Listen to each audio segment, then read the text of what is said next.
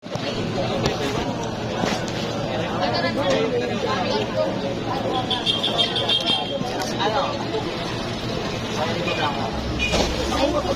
mga idol, mas masarap pag spicy siya. Yung kanina tinikman ko siya na walang nilalagay ng mga ingredient.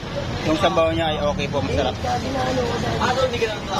Saka yung kanin nila ay may ano na rin siya.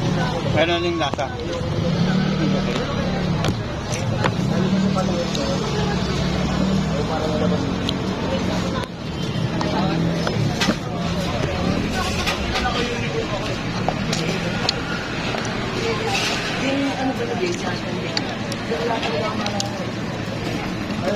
Panalo ka po trip, punta po kayo dito.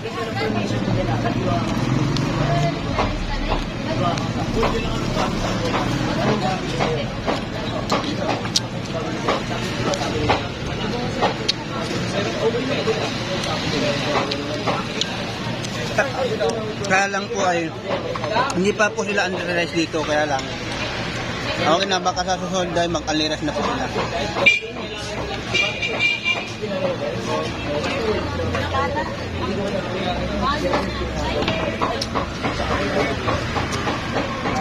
Ito talaga yung ano nila mga idol.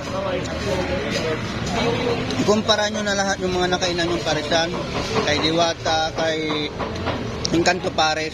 Subukan nyo rin po dito kay Kumpares. Hindi ko sasabihin, basta subukan nyo po kay Kumpares. Ito na natikman ko ay okay naman yung kanilang sabaw. Sa rate nga ng 1 to 10 ay 8 yung i-rate ko dito.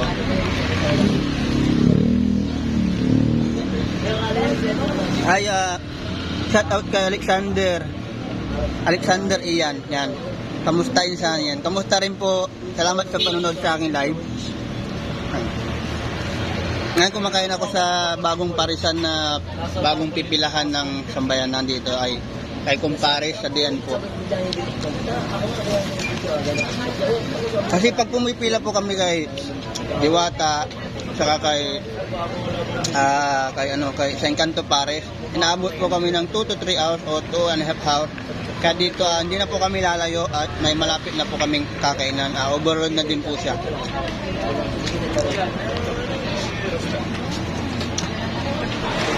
Kanin ka. Tangka.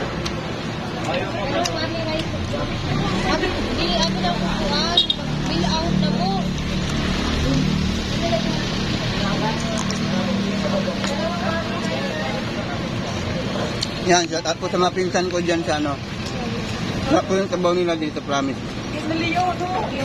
Hindi sa mga pangguguyo po mga idol.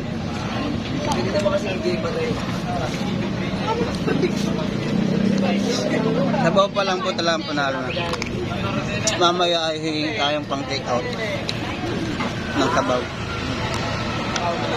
Ano po ba? Mga nakalitan mo. Ha?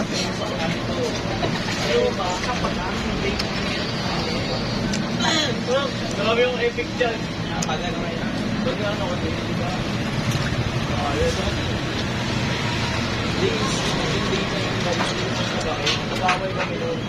Wala ba? Wala ba?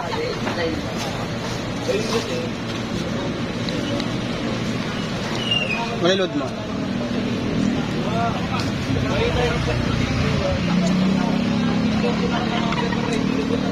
Patingin ako. Yung sa'yo muna. Wala pa eh. Hindi ko naman makita yung akin. Wait na kayo ikaw. Tapit niya.